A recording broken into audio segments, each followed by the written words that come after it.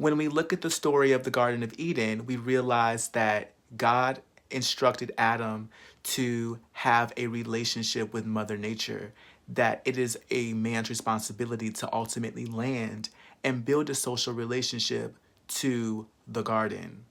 In Genesis 2, verse 5, it says, "Before any plant of the field was in the earth, and before any herb of the field had grown, for the Lord had not caused it to rain on the earth, and there was no man to till the ground." When you look up the etymology of the word husband, what you'll find is that it means huis bondi. So that was a relationship that a man was supposed to build to the land.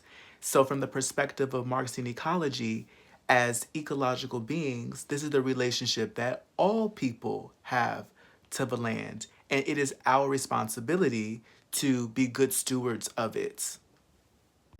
And when we examine the archetypal contents that emerge within the story of the Garden of Eden, we realize that there is a neurological perspective of it, where the garden is a state of being, right? It represents consciousness.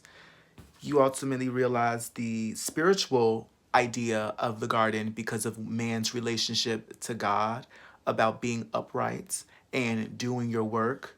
You see it from an ecological perspective, which is the relationship to Mother Nature itself, how God instructed Adam to tend, keep, and grow the garden.